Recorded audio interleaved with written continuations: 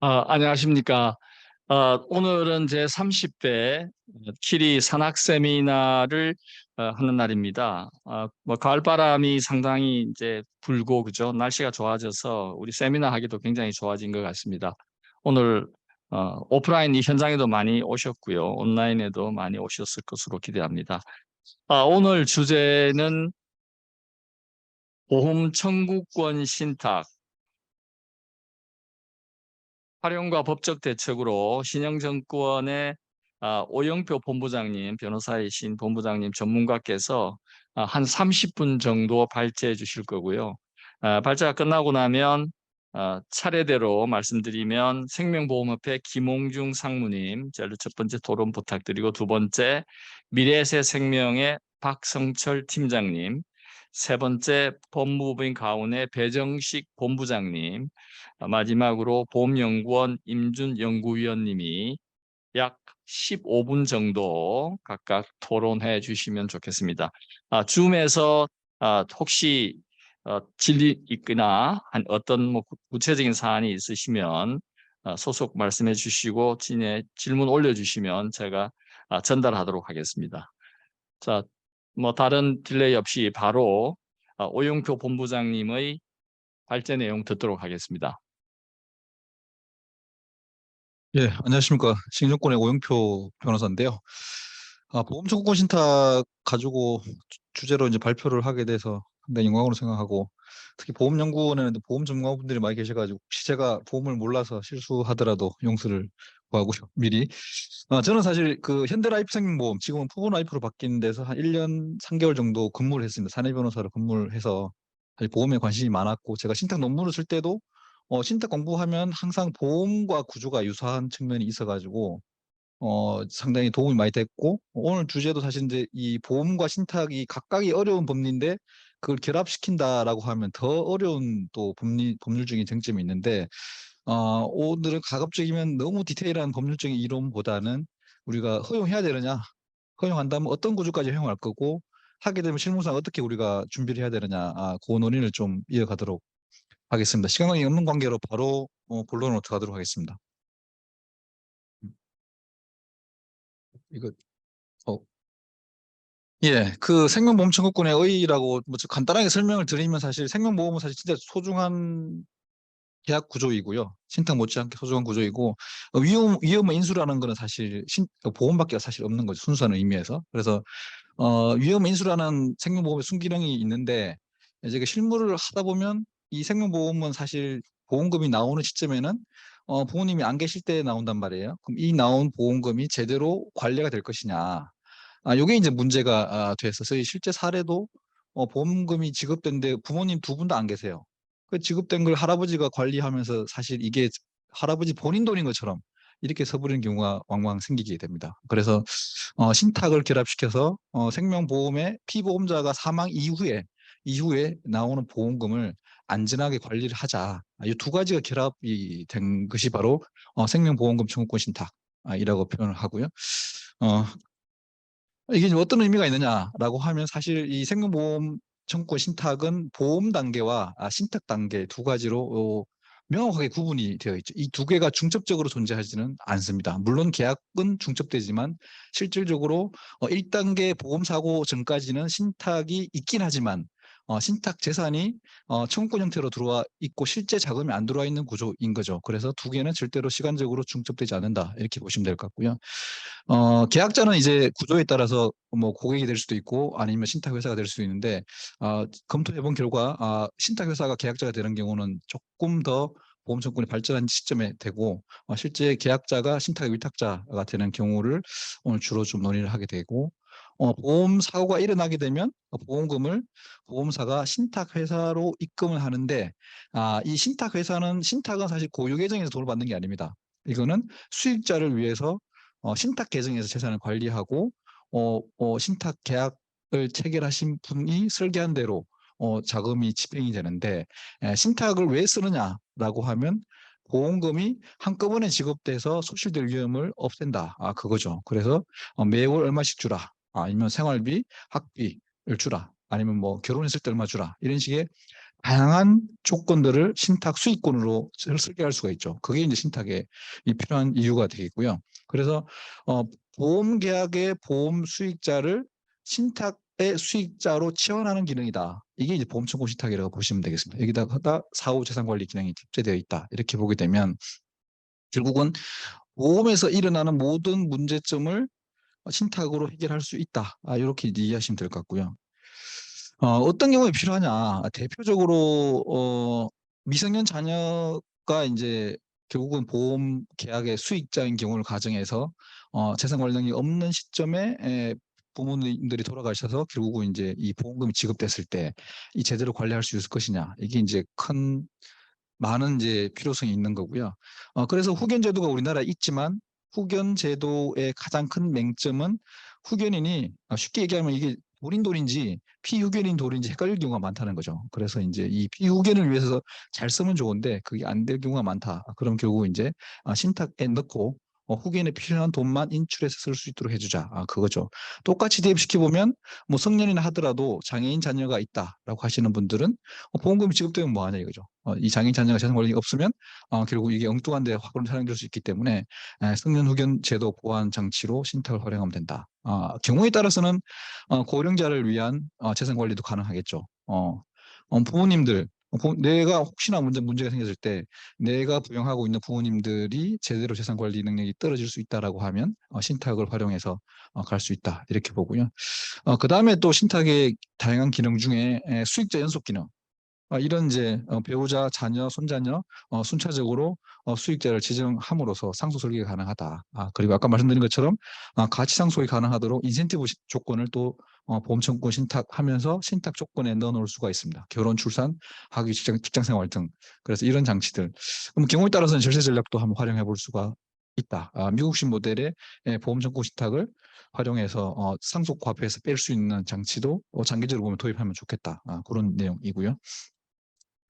예, 사회적 효용성이 많다고 생각해서 사실 2011년도 신탁법이 개정이 된 시점에 정권은행 보험 쪽에서 보험 청구 신탁을 도입해보자라는 논의가 상당히 아주 디테일하게 검토가 됐었고, 근데 아쉽게도 결론은 아직까지 효용이 안 돼 있다 이렇게 보면 되고요. 그동안 우리가 노력했던 것들은 첫 번째로 신탁 재산이 되어야 되니까 생명보험 청구권이 과연 신탁 재산이냐, 여기서 이제 첫 번째 관문이었는데 다행스럽게도 금융위가 이거는 금전채권으로 인식을 해서 해줬는데 문제는 이제 법무부 쪽에서 두 번의 유권 해석이 나왔고요. 첫 번째 유권 해석은 보험 청구권은 양도가 불가능하다. 그 내용을 읽어보게 되면 가장 핵심은 보험 범죄의 증가인데 과연 신탁을 한다 해서 보험 범죄가 증가하느냐 뒤에 설명드리겠지만 결론적으로는 아니다 이렇게 보고요. 이제 그다음에 이제 여기 막히니까 두 번째로는 보험 수익자를 신탁 회사로 변경하는 행위. 이 행위 자체를 신탁 설정 방법 중에 소유권 이전이냐 아니면 그 밖에 처분에 해당되느냐를 가지고 이제 업계에서 물어봤는데 법무부는 명확 제가 변호사로서 아무리 읽어봐도 설득력이 좀 떨어지는 논거로 둘 다 해당 안 된다 이렇게 이제 결론을 내린 거죠. 그렇게 되고 지금 현재 생명보험 청구권 신탁이 다시 또 논의가 되고 있어서 신탁의 수익자를 이제 가족으로 제한하는 범위 내에서 한번 허용해보면 어떻겠느냐 다시 논의를 지금 하고 있는 과정이다 이렇게 보시면 되겠습니다. 이제 뭐 다 떠나가지고 이 두 가지가 해결이 선행이 돼야 될 것 같아서 제가 이제 오해와 진실한 표현을 썼지만 보험 범죄를 조장한다. 보험 청구 신탁이. 그래서 이제 업계에서 주장하는 보험 수익자를 신탁회사로 바꾸면서 실질 수익자는 원래 보험 계약의 수익자를 신탁 수익자로 치환했다라고 하는 그 구조 하에서만 보게 되면 절대적으로 보험 범죄를 신탁을 한다 해서 증가시키지는 않습니다. 그건 아마 잘 살펴보시면 충분히 이해될 것 같습니다. 그래서 이제 막연하게 보험 범죄의 증가에 사용될 수 있다라고 하는데 실제 내막은 그 보험 범죄는 보험에 있는 거지 신탁에 있는 게 아니거든요. 그 구조 하에서는. 그래서 과연 이걸 보험 범죄를 조장한다고 해서 이걸 막고만 있을 거냐. 그거는 아니라고 저는 보고 있고요. 두 번째가 이제 보험사가 보험 계약의 보험자이기도 하면서 신탁 계약의 수탁자가 되는 게 문제가 되느냐. 요것도 막연하게 보면 하나의 기관이 두 가지 역할을 하기 때문에 이해상충 문제가 생길 수 있다 이렇게 이제 얘기하시는 분들이 있는데 실질적으로 분석을 해보면 과연 이해상충이 어떻게 생길 것이냐 그걸 명확하게 설명해 주신 분이 아직도 제가 본 내용으로는 없어요. 이게 이제 아까 말씀드린 것처럼 보험 계약과 신탁 계약이 공존하지만 자금을 관리하는 측면에서 보게 되면 절대적으로 두 개가 중첩적으로 있을 시기가 없습니다. 제로입니다. 제로. 그렇기 때문에 실질적으로 보험회사 동시에 수탁자 된다 해서 어떤 이해상충이 생기는지 혹시 오늘 반대를 하시는 분이 있다면 좀 명확하게 설명을 해주시면 도움이 될 거예요. 제가 아무리 고민을 해봐도 이해상충 이슈가 생길 수가 없습니다. 그건 단지 업권의 어떤 업권 간의 이해관계를 빼고 나면 순수하게 보험 청구 신탁을 보험자와 이 신탁회사가 동일이라고 된다 해서 문제 생길 건 없다 그렇게 보고 있고요. 그러면 그 다음에는 이제 만약 허용한다고 하면 어떤 구조가까지 가능하냐 이제 이 논의가 돼야 되는데 구조를 뭐 만들어 보면 한 수십 가지가 나올 수가 있는데 신탁의 시각에서 보면 크게 보면 두 가지라고 저는 보고 있습니다. 이게 이제 신탁 구조화에서 금전 신탁 그리고 이제 보험 청구권 신탁을 가입하고자 하시는 분이 신탁 회사와 금전 신탁 계약을 체결하는 거죠. 만약에 보험료가 2억이 필요하다고 하면 2억 원의 금전 신탁 계약을 체결을 하고 그다음에 신탁 회사가 보험 계약자가 돼서 보험사와 보험 계약을 체결해서 신탁 재산으로 보험료를 지급을 하고 보험 사고가 일어나게 되면 보험사가 신탁 회사로 보험금을 지급하게 되면 보험 계약의 원래 수익자가 신탁의 사후 수익자로 되어 있으니까 사후 수익자한테 신탁 수익을 지급하는데 지급 조건은 고객이 원하는 대로 다양한 조건을 만들 수가 있습니다.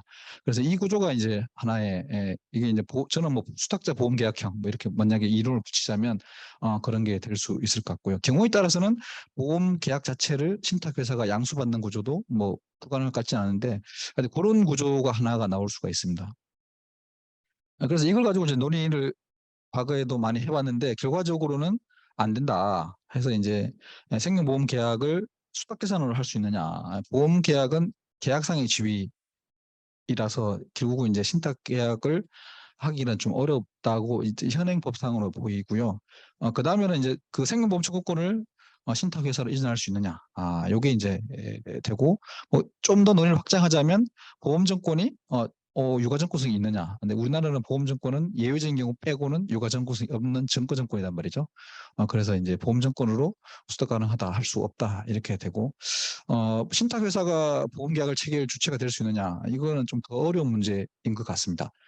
우리가 신탁은 재산을 수탁받아서 관리하는 주체이지 계약을 체결하는 주체는 아니다. 이렇게 이제 볼 수 있는데 물론 금전으로 받아서 금전의 운용 방법으로 보험을 계약할 수 있다라고 좀 넓게 볼 수 있는데 이것도 법리적으로 보면 조금 어렵지 않느냐 이렇게 생각을 하고 있고요.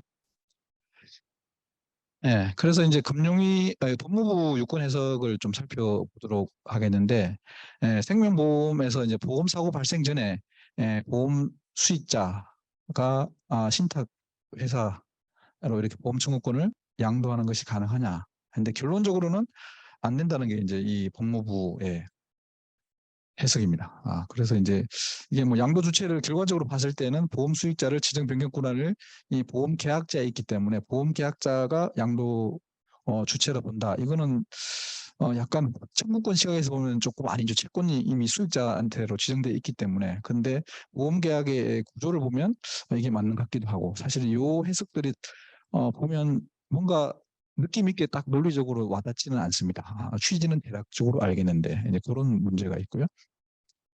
여기서 이제 우리 법리적으로 보면 보험 신탁 관련돼서는 이제 신탁법을 규율하는 자본시장법을 봐야 되는데 자본시장법에는 이게 이제 신탁 재산이 103조에 있고요. 신탁 재산 등을 운용 제한을 이제 105조에 있는데 103조를 보시게 되면 수탁할 수 있는 재산이 나열되어 있습니다. 열거주의로 되어 있어서 저는 사실 이건 빨리 열거주의가 없어져야 된다고 보고 있는데 아직 없애지는 않고 있는 거고 그래서 생명보험 계약의 보험 청구권은 금전 채권이다라고 보면 아주 심플하게 103조 1항 3호에 규정이 되어 있기 때문에 수탁 가능하다 이렇게 저희 학계에서는 진행하려고 했었는데 그게 잘 안 됐다고 설명을 드리고요. 증권은 아까 말씀드린 것처럼 정보증권일 뿐이기 때문에 결국 증권을 보수하기도 어렵다. 그래서 현행 법령상으로는 보험 청구권을 바로 수탁하기는 어렵다. 이렇게 이제 보고 있는 거고 그래서 저희가 2012년도에 자본시장법을 개정안이 국회에 제출됐는데 거기에는 생명보험 청구권을 아예 열거 가능한 103조 1항에 포함을 시켰습니다. 물론 그거는 이제 통과가 안 돼서 지금 현재로는 뭐 없는 상태이고 그다음에 신탁에서 운용에도 보면 이제 재산의 매수, 예치, 뭐 대출, 개발이 있지만 계약의 체결은 없습니다. 그래서 이제 신탁 재산 수탁받을 수 있는 선택도 아니고 그다음에 신탁 재산 운용으로도 포섭하기는 어렵다. 이렇게 이제 보면 될 것 같고요. 두 번째 유형은 이제 재산 신탁 구조인데요. 고객은 보험사와 보험 계약을 체결을 하고 방법은 여러 가지 있으나 보험 계약자, 피보험자, 보험 수익자를 전부 다 고객으로 하는 보험 계약을 체결하고 그 다음에 바로 신탁회사와 신탁 계약을 체결하면서 보험 수익자를 신탁회사로 이렇게 이제 변경하는 구조. 이게 이제 일본식 모델의 보험 청구권 신탁인데요. 요 구조는 사실 저는 문제 없다고 보고 있는데 아까 뒤에서 앞에 설명드린 것처럼 이제 보험 청구권 그 수익자 변경 자체를 신탁의 설정 방법에 포함 안 된다. 여기 이제 법무부 해석이 있는 겁니다. 그걸 한번 보시겠는데요. 우리가 유권 해석을 의뢰를 했습니다. 그래서 보험 수익자를 신탁회사로 변경하는 것이 신탁법에 나온 설정 방법, 결국 소유권 이전시키거나 그 밖에 처분, 신탁 목적을 위한 그 밖에 처분에 해당되느냐 이렇게 이제 물어본 건데 신탁법 2조에 보게 되면 신탁은 재산의 소유권을 이전시킨다. 이전시켜 놓고 또는 이전 또는 처분해 놓고 수탁자한테 그럼 수탁자가 재산을 보관 관리하는 그런 법률관계다 이렇게 나와 있었기 때문에 결국은 이전에 포함시키거나 아니면 그 밖에 처분에 포함을 시키는 이제 이 두 가지가 필요하다고 보고 저희가 이제 유권 해석을 의뢰를 한 건데 지금 실제 그 유권 해석 자체는 포함 안 된다고 이렇게 결론을 내렸습니다. 그럴 때 저는 개인적으로 그 밖에 처분을 넣어놓은 이유는 우리 2011년도 신탁법 개정되면서 신탁의 설정 방법을 좀 다양하게 만들어 보자는 취지에서 그 밖에 처분이라는 표현을 넣어놓은 거예요. 그렇다고 하면 실질적으로 그 밖에 처분을 아주 제한적으로 해석할 필요는 없다. 저는 그렇게 보고 있어서 실질적으로 보험 수익자를 본인으로 지정했다가 신탁회사로 지정하면 결국은 그렇게 그 본인이 사망해서 피보험자 사망해서 보험금이 그럼 누구한테 지급될 거냐? 보험사는 신탁회사로 지급할 거 아니겠습니까? 그럼 결국은 이제 실질적인 처분 행위가 일어났다고 볼 수가 있겠죠. 그래서 그렇게 따지면 실제 보험 수익자를 변경하는 행위 이 자체를 신탁법 2조의 그 밖의 처분으로 볼 수 있다. 저는 그렇게 보고 있습니다. 답변 요지가 법무부 답변 요지가 이제 똑같은 질문에 답변 요지가 여기 있는데요. 이걸 읽어봐도 사실 저는 명확하게 왜 안 되는지 논리 타당성이 아주 높아 보이지는 않습니다. 대충 무슨 얘기인지는 알겠다. 이건데 보험 계약의 보험 수익자 지정 행위 뭐 단독 행위다. 그거는 중요한 건 아닌 것 같고 제가 보기에는 그래서 보험 계약자가 보험 수익자를 지정 변경할 수 있다.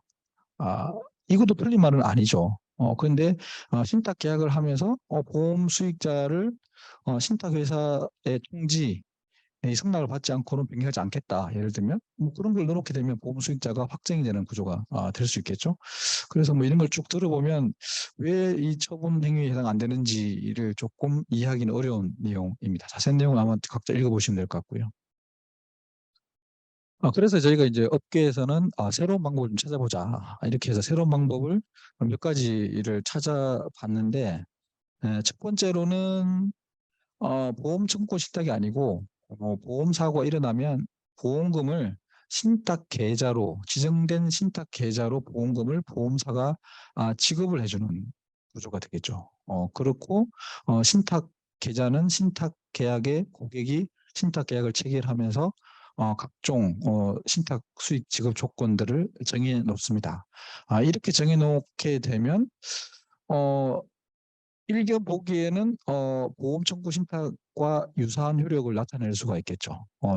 안 되는 이유는 보험사가 보험금을 피보험자 사망 시에 보험 계약자가 지정한 신탁회사의 신탁 계좌로 입금할 수 있느냐. 여기에 이제 물음표가 되고 가능하다고 볼 수도 있는데 이게 이제 우리 상속 법리하고의 어떤 충돌 문제가 있느냐는 좀 살펴봐야 될 것 같습니다. 대표적으로 보험사에서 보험 수익자가 보험 계약자금 피보험자가 동일인인 상태에 돌아가시게 되면 그러면 이 보험금을 누구한테 줄 거냐는 상속 법리에 따라서 처분을 하게 되겠죠. 그러면 법정 상속으로 주거나 아니면 상속 분할 합의를 하거나 아니면 대표 상속인이 오면 지급하는 구조가 될 텐데 이게 가능하냐 불가능하냐 논란이 좀 있을 수가 있습니다. 그래서 요거는 아마 토론자로 계신 그 배경생 센터장님이 이 구조를 검토하고 생명보험 말고 연금보험에 적용을 시킨 사례가 있어서 그때 한번 좀 설명해 주시면 좋을 것 같고요. 그다음에 요거는 제가 좀 생각해 본 건데 우리 신탁법은 유언 신탁이라는 제도가 있습니다. 이 유언 신탁은 유언 대용 신탁과는 다른 계약입니다. 이거는 이제 유언 대용 신탁은 생전 신탁, 그러니까 생전에 위탁자가 신탁 계약을 체결하고 소유권을 다 넘겨놓아서 생전에 신탁이 작동이 되는 국면에 있는 거고 유언 신탁은 신탁을 하겠다 하라는 유언을 남겨놓고 돌아가시면 유언의 효력 발생이 되고 유언의 효력 발생을 보면 신탁 계약을 체결해서 내 사후의 재산을 상속인이나 제3자를 위해 관리하라. 이런 신탁이 가능합니다. 우리 신탁법 3조에 설정 방법으로 명시로 나와 있고요. 그래서 요걸 응용을 해보자. 요거는 제가 이 발표문을 쓰면서 조금 고민을 해본 내용인데 그러면 고객은 보험 계약을 체결을 해요. 보험 계약 체결을 하고 고객은 유언 공증을 합니다. 유언 공증 내용은 땡땡땡 보험사 체결한 보험계약에 보험금이 지급이 되게 되면 그 보험금을 신탁을 설정해라. 그러면 이제 신탁회사가 유언 집행자로서 이 보험금을 수령을 해서 신탁 관리를 하게 되는 거죠. 제가 지금까지는 검토해본 바로는 이 구조의 문제점은 없어 보이는데 오늘 토론하시는 분들이 구조의 문제점을 좀 발견해 주시면 같이 논의를 좀 해보면 될 것 같고요. 그리고 신탁회사가 유언 집행될 수 있느냐? 좀 처음 들어본 말이긴 한데 실적으로 신탁회사가 유언서 보관 집행 업무를 하고 있습니다. 이 모델은 일본에서 유언 공증을 남겨두고 돌아가시는데 유언 공증대로 집행이 안 되는 경우가 많이 발생을 하다 보니까 신탁회사들이 신탁에 부수하는 업무로 유언서를 신탁회사가 보관하고 있고 유언 집행자가 신탁회사가 되는 거죠. 그런 식으로 하는 방식을 활용하다가 그 다음 버전이 유언 대용 신탁입니다. 그래서 우리 신용정권도 유언서 보관 집행을 실제 지금 하고 있습니다. 유언 대용 신탁이 설정되기 좀 곤란한 뭐 IPO 직전에 주식이라든지 아니면 경우에 따라서는 이제 뭐 기타 여러 가지 이제 신탁 설정하는 게 현실적으로 맞지 않다라고 하는 경우에는 유언 신탁을 지금 하고 유언서 보관 집행을 하고 있는데 유언 신탁도 그거와 유사한 기능들을 통해 가지고 하면 결국 이제 소기의 목적, 보험 청구 신탁과 동일한 경제 효력을 나타낼 수 있다. 이렇게 좀 보고 있고요. 그다음에 이제 실질적으로 우리가 보험 청구 신탁을 신탁한다고 하면 어떤 걸 고민해야 되느냐 우리가.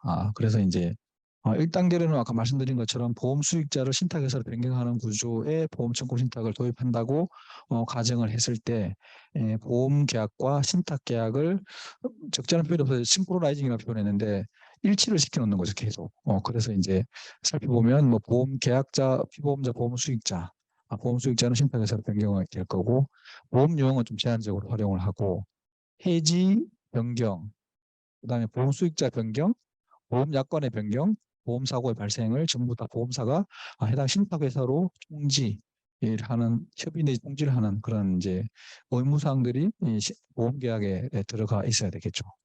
신탁 계약은 뭐 위탁자는 보험 계약자가 될 거고 수탁자는 이제 인가받은 회사, 인가받지 않는 개인 수탁자를 보험 청구권으로 넣게 되면 보험 사고의 보험 범죄의 증가 가능성이 좀 높아 보이기 때문에 그거는 이제 조금 제한이 필요해서 인가받은 회사만 제한하고 사업 수익자도 뭐 유사한 취지에서 원래 보험의 수익자가 되고자 했던 친족, 직계 존비속 배우자 정도까지 한정했으면 하자. 설정 방식은 보험 수익자 변경이고 뭐 신탁 유형은 증여형도 가능하고 상속형도 가능하다. 저는 그렇게 보고 있고요. 해지 변경은 반드시 보험사에 통지를 해서 보험 수익자를 신탁회사에 해놨기 때문에 보험회사로 변경해서 우리 신탁계약 해지가 됐으니까 보험 청구권 신탁이 아닌 보험 계약만 존재하는 걸로 변경해 줘야 되고요. 중도 해지는 보험 사고 발생 전에는 가능한데 보험금 수령 이후에는 불가능한 거로 구조를 짜야 되게 되겠죠. 금전의 운용 방법은 뭐 재량 신탁까지도 가능한데 좀 안전자산을 운용하자. 그리고 아니면 막 보험 계약자인 위탁자가 미리 뭐 예금이든 아니면 뭐 안전자산 중에 어느 범위까지 운용해라. 이렇게 할 수가 있죠. 그래서 실제 계약을 좀 디테일하게 분석해 보겠는데 일단 통과가 되면 저희가 실무에서 좀 고민을 해서 실제 보험정보권 신탁만을 위한 생명보험 약관이 만들어져서 실제 업계에 활용되도록 해야 될 것 같다 이렇게 보시면 되겠습니다. 기타 이제 활성화를 위해 좀 필요한 제도들이 뭐 유류분의 예외, 그다음에 조금 세제 혜택을 좀 부여하면 좋지 않겠느냐. 그리고 좀 민감할 수 있는데 신탁 대리점업을 보험사에 허용하게 되면 그 보험사는 이제 보험계약과 신탁 대리점을 같이 할 수 있어서 신탁 채널도 하고 고객 입장에서 동선이 보험사만 가면 다 계약까지 마무리할 수 있는 거죠. 그래서 이제 신탁 대리점 허용하자. 그리고 보험 청구권 신탁이 주로 이제 재산 권리 능력이 좀 떨어지는 미성년 자녀나 장애인 보호 등을 위하기 때문에 원금 보장형 우리 신탁은 지금 원금 보장은 극히 예외적인 경우 빼고는 안 되거든요. 그래서 원금 보장형을 좀 허용하자.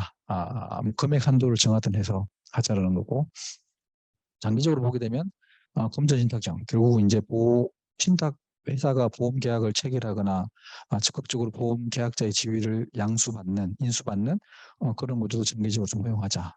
이 정도 제안을 좀 하겠습니다. 발표는 이상 마치고요. 토론은 하겠습니다. 오영표 변호사님 감사합니다. 뭐 조금 얘기를 들으셨겠지만 자본시장법이 개정되고 그리고 이제 회사들마다 나름대로 이 사업이 어떤 좀 유불리가 좀 있을 수는 있겠는데 저는 이제 한 가지 확실히 공감할 수 있는 거는 지금처럼 이제 인구 가족이 굉장히 분기화되고 그리고 뭐 미성년 장애자뿐만 아니라 고령 인구가 급격히 하면 신탁이라는 이 제도가 뭔가 우리한테 꼭 있어야 되는 제도는 아닌가. 그래서 거기는 확실히 공감을 할 수 있을 것 같아요. 그런데 이제 그걸 어떻게 이제 제도로 만드느냐에 대한 고민들이 있을 것 같습니다. 자, 토론은 아까 말씀드린 대로 제일 먼저 김홍중 상무님에게 부탁드리겠습니다. 시간은 상무님이 일단 많이 쓰시면 많이 쓰실 대로 충분히 시간은 충분하고요. 그렇지만 15분 정도 이렇게 해주시면 좋겠습니다. 예. 성골표의 김웅중 상무입니다. 이 산학 세미나에서 이 신탁을 주제로 하는 것은 상당히 의미가 있다 이렇게 생각됩니다. 그래서 사실 요즘에 규제 완화 이런 부분도 상당히 강하게 이루어지고 있고 법권 간의 좀 빅불 현상도 좀 이루어지고 있는 상태에서 그리고 또 생명보험이라는 부분이 이제 요즘에 빅테크 이런 쪽에도 공습이라고 할 정도로 상당히 강하게 들어오고 있고 이런 와중에 그러면 과연 이 보험 시장은 어디로 가야 되는 거냐? 그래서 과연 우리의 미래 먹거리는 뭐냐? 이런 부분들을 고민해야 될 시점에서 신탁을 가지고 뭔가 새로운 그 수익원을 창출하고 그 시장을 좀 넓히는 그런 측면에서는 상당히 이 논의가 돼야 될 시점이 왔다. 저는 그렇게 생각을 합니다. 저희가 이제 신탁 전체를 한번 보니까 2022년 6월 기준으로 수탁구가 한 1218조 정도 되는데 여기 한 30%가 부동산 신탁입니다. 그 외에 이제 금전 신탁이나 재산 신탁을 보면 은행이 한 42%, 증권이 25% 정도, 공업권 비중은 전체 1200조 중에서 17조 원, 1.4%에 불과합니다. 굉장히 비중이 낮아요, 이게. 그래서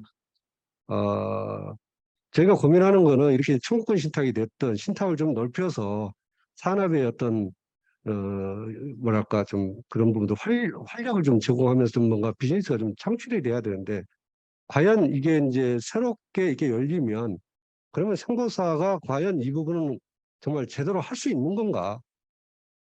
결국은 이 문을 열어줬을 때 은행이나 증권 쪽으로 다 가게 되면 그런 우려가 좀 있어요. 그래서 정말 이런 부분들은 보험사가 잘할 수 있는 방향으로 좀 개선이 돼야 되지 않겠는가 하는 게 첫 번째 제 생각이고요.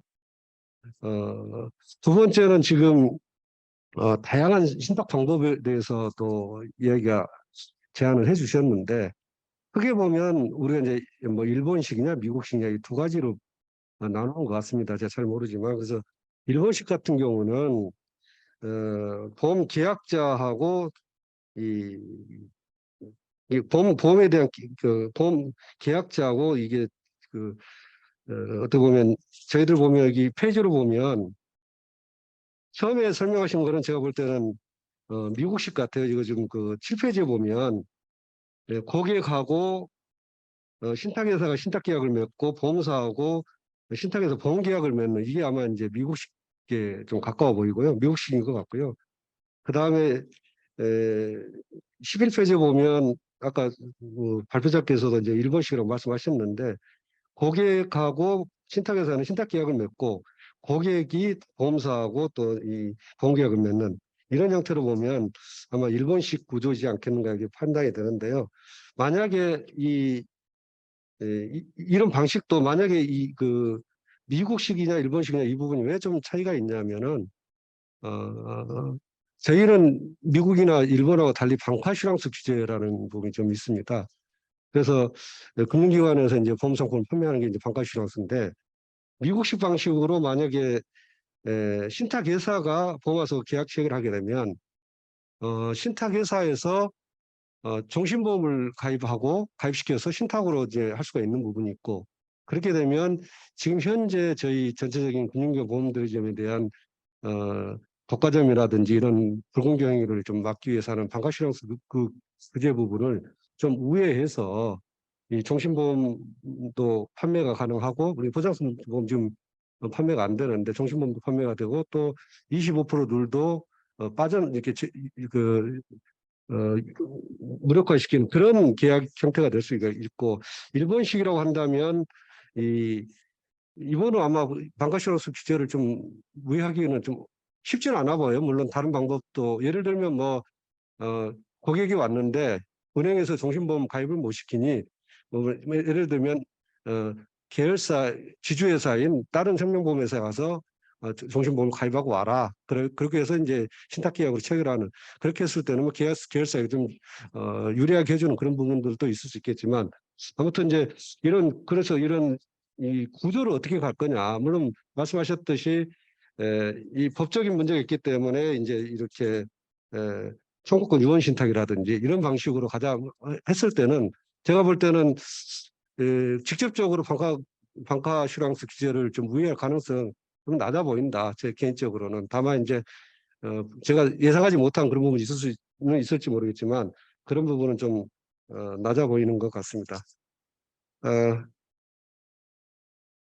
그래서 이제 청구권 신탁 도입에 대해서 만약에 한다면은 이런 청구권 신탁 도입에 대한 부작용 이런 부분들을 좀 방지할 수 있는 그런 대책을 좀 같이 마련해야 되는 거 아니야. 예를 들면 지금 청구권 유언 신탁처럼 한다 하더라도 예를 들면 그런 부분들을 거기에서 뭐 보험을 가입을 권유한다라든지 물론 다른 생보사에서라든지 또 혹시라도 있을 방카슈랑스 규제를 우회할 수 있을 만한 그런 내용들이라든지 이런 것들을 해서 이제 하는 부분들은 금지 사항으로 좀 넣어서 이 제대로 된 신탁의 지금 제도에 맞는 신탁 제도가 좀 돼야 될 것 같고요.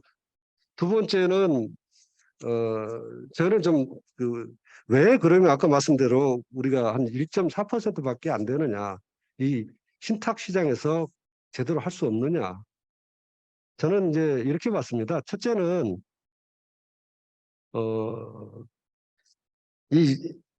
이거를 신탁을 취급하려면 물론 이제 저희가 경영 업무로서 지금 신탁업을 라이센스를 별도로 받아서 지금 하는 구조인데 지금 뭐 저희가 생보사는 5개, 손보사는 2개에서 7개사가 이제 신탁 라이센스를 받아서 하고 있습니다.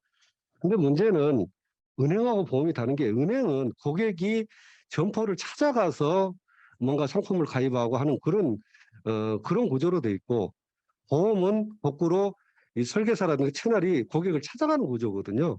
그다음에 신탁은 대부분 점포에서 이루어지고 있는데, 이게 펀드 투자 이게 신탁을 권유하려면 펀드 투자 권유 대행이라는 자격을 금토표에서 따야 되는데, 이게 대부분 증권회사나 은행원 대상으로 하기 때문에 이 시험이 굉장히 이 뭐랄까 어렵습니다. 이게 따기가. 그러다 보니까 설계사들이 여기 따른 인원이 정말 적어요. 전체 뭐 저희가 41만 명 있는데 9,400명이 지금 보험 전체로 보면 400명밖에 이게 펀드 투자 권유 대행인을 자격을 갖고 있는 사람이 그 정도밖에 안 됩니다. 그러면 전체 한 2.3%인데, 이거를 신탁을 상보 쪽에 좀 활성화시키려면 이 설계사들이 펀드 투자 권유 대행인으로서 활동을 할 수 있는 여건이 마련돼야 되는데, 이게 내근 직원과 동일한 수준으로 요구를 하기 때문에 사실상은 이게 진입 장벽으로 작용을 한다. 저는 이렇게 바라봅니다.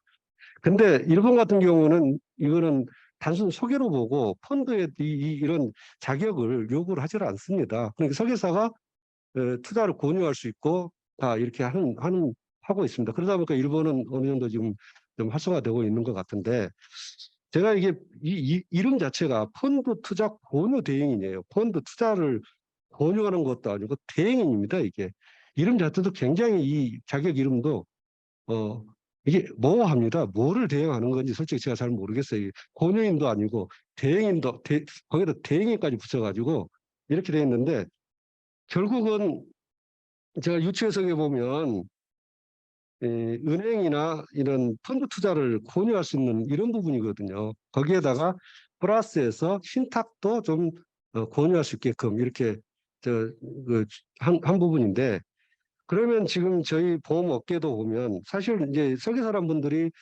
그 보험 가입을 하고 또 그 계약자에 대한 사정을 굉장히 잘 아는 분입니다. 그러니까 이게 예를 들면 신탁이 필요한지 어쩐지 이런 부분들을 굉장히 잘 알고, 생명보험이라는 것들 이제 권유를 하고, 또 거기다 플러스해서 저희가 이제 펀드 투자하고 좀 유사한 실적 배당 상품 변액보험을 저희도 판매를 하고 있는데, 이 변액보험을 판매하려면 이 변액보험 판매 자격을 취득을 해야 돼요. 그러면 사실상은 펀드 투자 권유하는 거, 변액보험 권유 모집하는 것과는 상당히 유사하다. 그렇다고 한다면 이 펀드 투자 권유 대행뿐만이 아니고 이런 시장을 좀 넓히려면 변액보험 자격을 갖고 있는 보험 설계사에 대해서는 펀드 투자 권유를 할 수 있도록 이렇게 해줘야만이 이 시장이 좀 넓혀지지 않을까 생각이 됩니다. 그래서 사실은 이 신탁이라는 부분이 이 보험하고는 좀 다르다. 보험은 모집행위입니다. 그 보험에 대한 예를 들면 종신보험을 가입시키려면 종신보험에 대해서 보험료, 보장 내역 다 설명을 다 해줘야 돼요. 그렇게 해서 가입 설계도 하고 다 해서 수차례 설명해서 그렇게 해서 보험을 가입하는데, 이 신탁은 좀 달라요. 제가 볼 때는. 왜냐하면 신탁은 설계사가 파는 상품이 아닙니다. 좀 어떻게 보면 그 사정을 들었더니 이 부분이 신탁이 좀 필요하겠구나. 유언 신탁이 됐든. 그러면 이분을 보험회사든 신탁회사에 모시고 가는 정도의 수준이라고 저는 판단이 됩니다. 그래서 이렇게 그런 부분이 좀 필요하시겠네요. 그러면 한번 이걸 우리 신탁회사에, 즉 신탁회사가 보험회사가 될 수 있겠죠. 보험회사에 가서 한번 이 신탁에 대해서 한번 들어보시고, 그 세부적인 신탁에 대한 내용이나 모든 것들은 그 회사 직원이 어차피 그 부분을 다 책임을 지고 안내를 하고 또 설계를 해서 가입을 시키는 그런 구조거든요. 어떻게 보면 단순 소개에 불과하거든요. 그래서 일본 같은 경우에도 그런 소개 행위에 대해서는 소개 수수료 정도로 해서 일시금으로 이렇게 주고 끝나는 거거든요. 그래서 모든 책임은 신탁 회사가 지는 겁니다. 이거는. 그렇기 때문에 이렇게 펀드 투자 권유 대행인으로 해서 이렇게 까다롭게 해서 정말 그 금융 지식을, 고도의 금융 지식이나 이런 것들을 하는 그런 시험으로 해서 하는 사람한테 이걸 과연 했을 때에 어떤 실익이 있을까? 저는 그런 생각이 들어서요. 제 생각에는 이 펀드 투자 권유 대행인 이 부분은 좀 완화가 돼서 이게 그래야만이 실질적으로 이 보험회사가 이런 신탁업을 한다 하더라도 좀 효과가 있지 않을까 이런 생각이 듭니다. 이상입니다. 네, 감사합니다.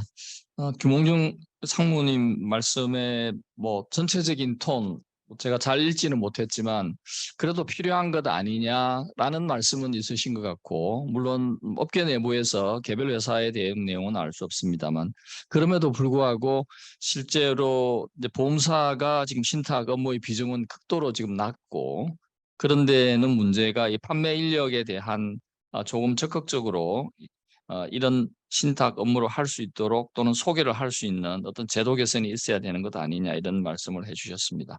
자, 두 번째로 미래세생명의 박성철 팀장님에게 토론 부탁드리겠습니다. 네, 감사합니다. 마이크 넘겨받은 미래생명의 박성철 팀장입니다. 어, 저희가 이게 보험금 청구권 신탁을 처음에 금융투자협회에 우리나라 최초로 이제 저희 회사랑 삼성생명이 2011년경에 이제 보험금 청구권 신탁 약관을 심사를 넣었습니다. 그때로부터 한 10년이 조금 더 지났는데요.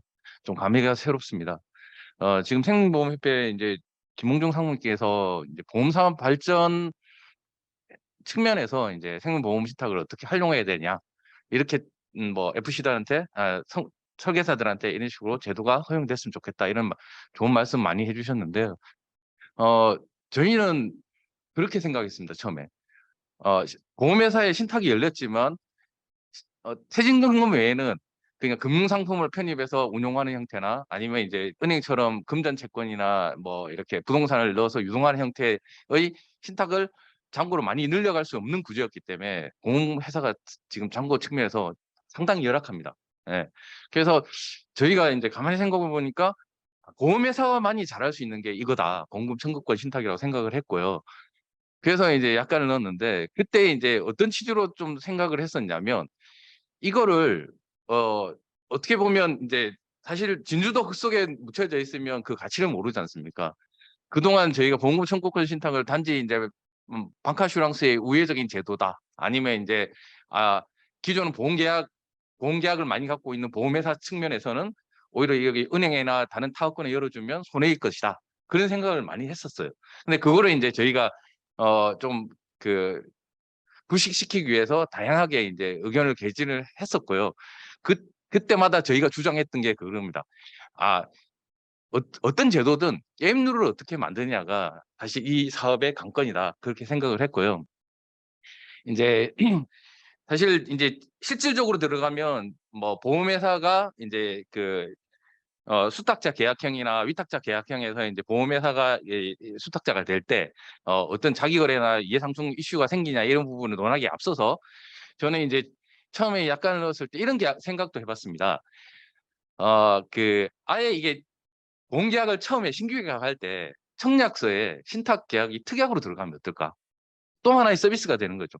뭐 안보장 특약, 실손 특약 이런 것만 할 게 아니라 이제 우리 고객들한테, 우리가 확보하고 있는 공고객들에게 은행이나 증권 타업권에 비해서 더 즉각적으로 신탁 계약을 새로 아직 고액 계약의 보험 계약을 하면서 생명보험금이 나올 때 그런 거를 이제 아까 순기능인 뭐 남은 유가족에 대한 자녀 관리나 그리고 미성년이나 장애인 같은 사회적 약자를 위해서 뭐 이런 측면에서 다양하게 활용할 수 있는 겁니다. 그래서 그런 형태로 이제 신탁 특약이 들어가면 어떨까 생각했고, 그 수익 측면에서는 이제 별도의 이제 신탁 특약 수수료를 보험료에 녹여서 추가적으로 보험료를 받는다든지, 아니면 이제 그러면 저희 쪽 업금만 해당되니까, 그래서 이제 일본식으로 이제 위탁자 계약형이 돼서 보험 수익자를 변경 지정하는 경우에, 그때 어차피 은행이나 증권사에서 요청을 하면 저희가 보험 수익자를 신탁해서 변경해 줘야 되는 이슈가 생기지 않습니까? 그때 이제 찬반이 많을 겁니다.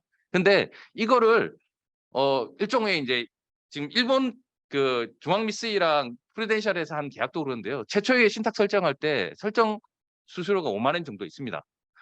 그때 그걸 착안해서 저희가 이제 보험회사가 수익자 변경 지정해 주는데 일종의 채권 수익자 지정 양도에 대한 이제 이전에 대한 수수료를 받는 것도, 일회성 수수료 받는 것도 어떨까 생각을 했고요. 그 일회성 수수료를 받는 의미는 지금 대부분이 이제 저희가 우리나라 같은 경우에 철회 가능 신탁에 대해서만 레버컵을만 거론되고 있지 않습니까?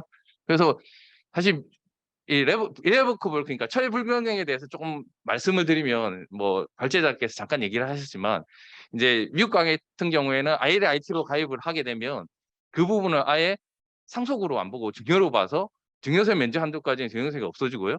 그리고 이제 그 피상속인이 돌아가실 때 보험자가 피보험자가 돌아가실 때 그때 유산세에도 들어가지 않습니다. 그냥 비과세가 되는 거죠. 가세 불산이 되는 겁니다.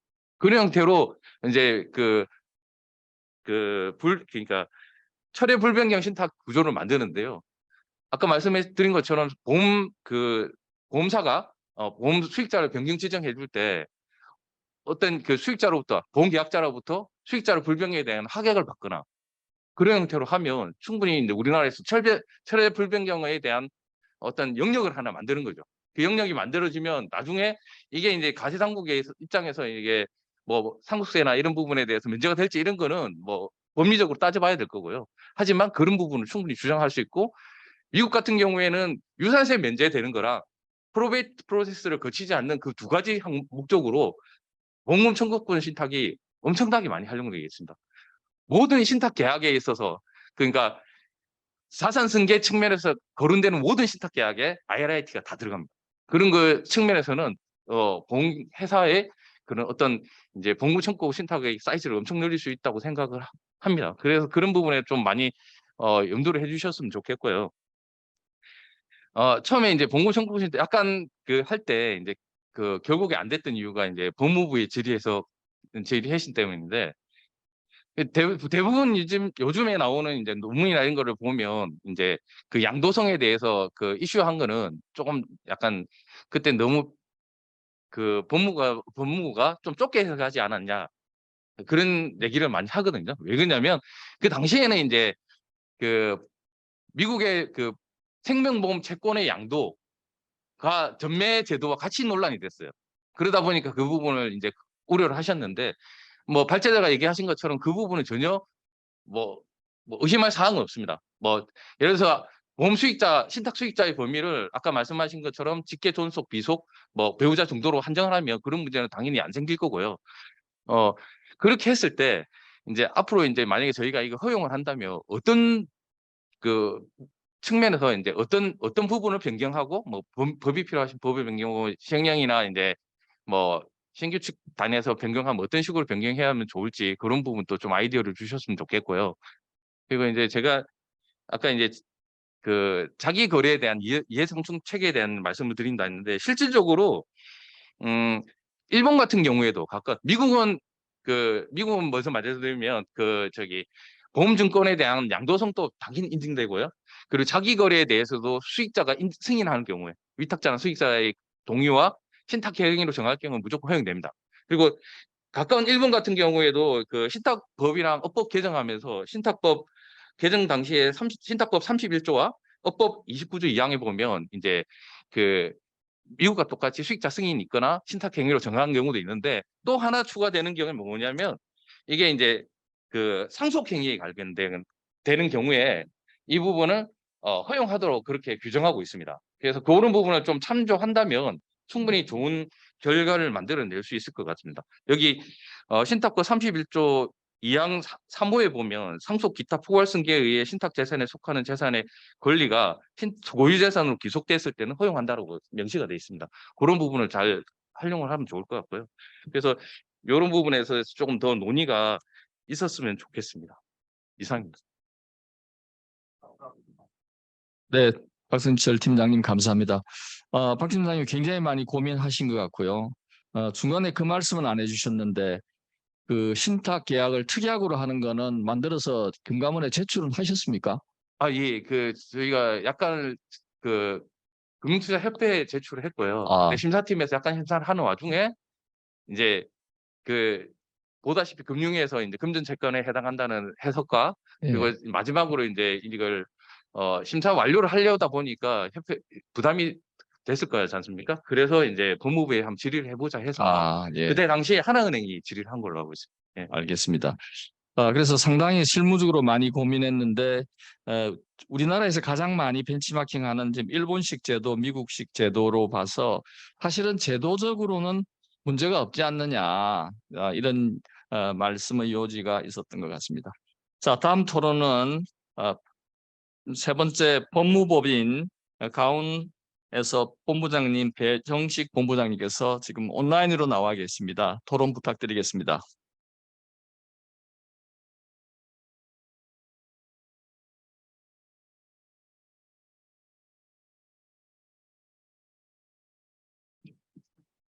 본부장님, 지금 목소리가 들리지 않습니다.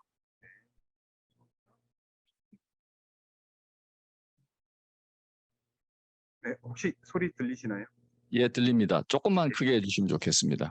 네, 감사합니다. 저는 방금 소개받은 법무법인 가온의 패밀리 오피스 센터 배정식 본부장이라고 합니다. 저는 이제 금년 1월까지 하나은행 리빙트러스트 센터장으로 근무를 했고요. 이제 실무적으로 생명보험이라든지 유언대용 신탁 업무를 해서 이 귀한 자리에 초대를 받은 것 같습니다. 발표자분께서 많은 말씀을 해주셨습니다. 근데 이제 생명보험이라는 게 아시다시피 생명보험 신탁이라는 게 재산 창출 기능하고 신탁의 재산 관리, 운용 기능을 결합한 신탁 상품입니다. 그래서 수탁자가 사망보험금의 수령인이 돼가지고 위탁자가 사망했을 때 그 사망보험금을 직접 생명보험회사에 청구도 하고 수령한 사망보험금이 신탁의 수익자를 위해서 제대로 관리 운영되도록 하는 게 생명보험 신탁의 핵심이라 하겠습니다. 그런 의미에서 발표자분께서 말씀하시는 생명보험의 신탁의 의의, 필요성 이런 부분에 대해서는 저도 전적으로 공감하는 바입니다. 다만 이제 조금 특이하다라고 생각을 했던 것은 이제 최근에 4페이지에 있는 고령자를 위한 재산관리 부분인데요. 미혼의 이제 싱글 자녀가 사망을 했을 때 거기에서 나오는 생명보험금이 고령의 부모에게 상속되더라도 고령자를 위한 안전한 재산관리까지 언급한 것은 어찌 보면 초고령화 시대를 앞두고 있는 굉장히 중요한 내용이다 이런 생각이 듭니다.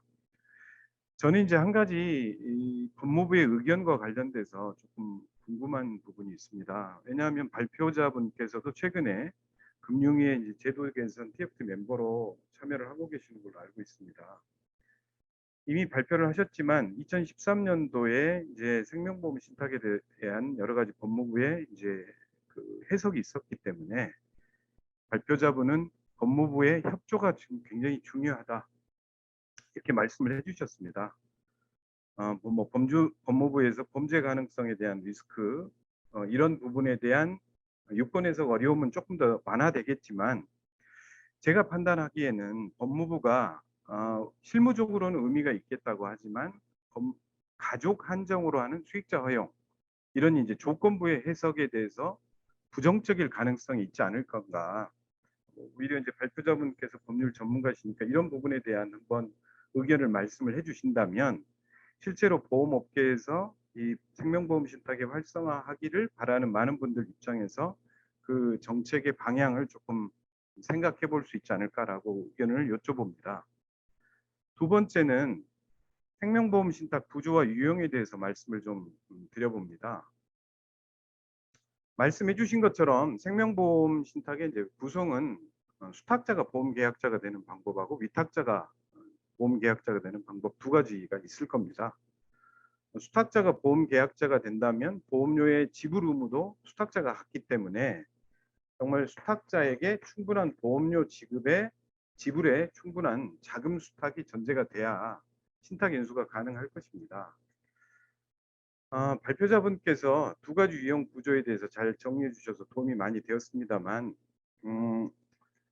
저 역시도 실무자로서 2013년도 법무부 유권 해석에서 벗어나서 보험계약의 수익자를 신탁에서로 정하는 것이 신탁 설정에 해당된다라고 말씀하신 발표자의 의견에 저 역시 공감을 합니다. 왜냐하면 일본에서도 생명보험 채권의 신탁 설정 방법으로 위탁자가 사망보험금 수령인이 되어서 사망보험금 채권을 수탁자에게 양도하는 방법이나 수탁자를 사망보험금 수령인으로 변경하는 것 자체만으로도 그게 허용이 되면서 실무적으로 활용이 되고 있기 때문입니다. 저는 이제 요건에 관해서 구조에 대해서 늘 좀 고민이 있습니다. 저는 이제 실무자로서 일본에 이제 그 방문을 해서 일본 이제 미쓰이 스미토모 신탁은행의 생명보험금 신탁 내용에 대해서 이제 벤치마킹을 하면서 늘 의문이 들었던 건데요. 위탁자가 결국 보험 계약형으로 진행하는 것, 이걸로 봐서는 우리가 생각했던 것만큼 일본이 생명보험금 신탁이 활성화되어 있지는 않더라. 결국 하나의 금융기관, 하나의 은행과 하나의 보험회사가 1대1로 매칭하는 상품 구조가 되다 보니까 채권이 양도되는, 지금 현재 논의가 되고 있는 생명보험금 청구권이 양도되는 프로세스 상에 오는 불편함 때문에 오히려 확산 가능성을 저해하고 있는 게 아닌가라고 생각이 듭니다. 그런 의미에서 아까 이제 말씀해 주신 수탁자가 보험 계약형이 이루어지는 것이 훨씬 현재의 보험 계약 시스템에 오히려 부합하고 확장 가능성이 있지 않을까라는 생각에서 발표자분께 자본시장법 아까 말씀해 주신 105조의 금전신탁의 운용 재산에 대한 변경, 확대, 이런 것만으로도 우리가 조금 더 활성화를 더 기할 수 있는 거고, 실무자 입장에서는 더 이런 쪽에 주장을 해야 되지 않을까라고 생각을 하는데, 거기에 대한 의견도 여쭤봅니다. 그리고 이제 마지막입니다. 발표자분께서는 생명보험 청구권 신탁 대안에 대해서 14페이지와 15페이지에 대해서 잘 말씀을 해주셨습니다. 신탁 제도라는 게 이제 수익권자를 위해서 수익자를 위해서 지속적으로 재산 관리하는 제도이라는 것은 우리가 알고 있습니다. 앞으로도 그 활용도는 높아질 것으로 보여집니다. 이제 물론 생명보험 신탁은 아니지만 제가 이제 과거에 하나은행에 있을 때 치매를 보험사고로 해서 연금이 지급되는 계좌를 신탁 계좌로 매칭을 했었던 이제 사례가 있습니다. 그래서 이제 신탁 계좌에 들어오는 돈이 노후에 대한 안전한 자금으로 운영이 되고, 그 자금이 남는 경우에는 상속으로 이전이 될 수 있도록 하는 유언대용 신탁으로 이제 연결이 됐었습니다. 그래서 오히려 생명보험금 신탁에 대한 그 어떤 활성화보다는 이렇게 이제 계좌 매칭형부터 시작을 하는 것이 훨씬 더 실무적으로는 의미가 있지 않을까라는 생각이 들어봅니다. 왜냐하면 이 이제 매칭형의 이제 계좌 매칭형의 상품을 2019년도에 론칭을 했는데 20년, 21년도에는 크게 증가한 바가 없었으나 22년도부터 21년 대비해서 50%에서 60% 이상 이렇게 지금 하나은행에서 실적이 증가가 예상이 된다고 합니다. 이런 걸 봤을 때는 보험의 전반적인 어떤 실적 향상, 이런 측면에서 본다면 매칭형에 대한 실무적 활용도 우리가 좀 크게 관심 있게 봐야 되지 않을까 이렇게 생각이 듭니다. 그래서 이제 마지막으로 좀 발표자분께 의견을 여쭤보고 싶은 게요. 아까 이제 14페이지에 보면 보험 계약자 사망 시에 보험사가 보험금을 신탁회사로 이전할 수 있는지에 대한 법리적 상충 문제를 언급을 하였습니다. 이 부분은 뭐 충분히 그 상속 논리와 겹칠 수 있다, 이게 상충될 수 있다 이렇게 생각을 합니다. 다만 여기에 대한 이제 보완책을 생각해 본다는 실무자 입장에서 본다면 아까 14페이지에서 정리해 주셨던 유언 신탁뿐만 아니라 오히려 조금, 왜냐하면 유언 신탁이라는 게 유언장을 쓰고 공증을 받아서 하후에 신탁이 설정이 되는 과정이기 때문에 약간의 좀 번잡함보다는 생전부터 신탁계약의 수익자를 보험의 수익자로 동일하게 맞추면서 신탁계약을 유지하는 것은 어떨까? 오히려 매칭형의 상품 구조로 만들어가면서 이 법리 부분들, 상충되는 부분들을 좀 완화시켜 갈 수 있지 않을까, 이런 생각이 드는데 이 부분에 대한 의견도 여쭤봅니다. 이상입니다. 감사합니다. 역시 실무에서 아주 고민을 많이 하셨고 이 부분에 연구를 많이 하셔서 상당히 좋은 질문이 있었던 것 같습니다. 배정식 본부장님 감사합니다. 혹시 뭐 온라인에서 질문이 있었는지 제가 한번 지금 체크를 한번 해보도록 하겠습니다. 네. 온라인 상으로는 질문은 일단 없은 것 같고요. 오늘 여기 지금 뭐 보이지 않겠지만 뒤쪽에 정말 아주 베테랑 전문가분들이 사실은 많이 와 계십니다. 그래서 물론 뭐 신탁의 전문가 아니실 수는 있지만 또 이분이 고민은 많이 하실 것 같은데 혹시 코멘트 질문 하실 분 없으신지요?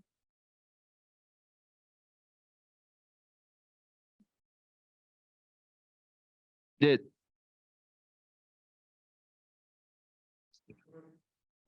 네, 우리 플로우에 지금 하실 분 찾고 있습니다.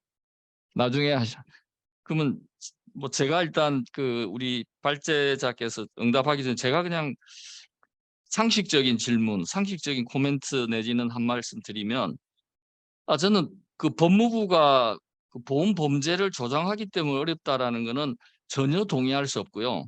전혀 동의할 수 없고, 이건 내가 볼 때는 말이 안 되는 사실은 억지 같고요. 실제로 저는 뭐 이 부분에 대해서는 에비던스가 있을 것 같고요. 그 다음에 보험회사와 신탁회사가 동일한 경우 이해상충이 이 부분도 역시 설명을 들으니까 보험계약이 끝나는 것이 뭐 1단계라고 보면 2단계가 신탁 사실은 비즈니스 또는 신탁자, 수탁자로서 진행이 되는데 이것도 이해상충이 안 될 거라고 저는 생각이 돼서 저는 발제자의 주장에 충분히 동의를 해서 저는 법무부가 충분히 다르게 판단할 수 있지 않을까 저는 뭐 그런 생각을 합니다. 왜냐하면 뭐 법무부가 그때 판단이 지금도 맞다고 할 수는 없죠. 그죠? 그때는 틀리고 지금은 맞다 이런 충분히 얘기할 수 있을 것 같고요. 그래서 그건 제가 드릴 수 있는 코멘트고 다른 말씀이 없으시면 그러면 없으세요? 예, 역시 우리 이현 교수님 고민 하셨잖아요. 마이크 혹시 좀 주실 수 있으세요?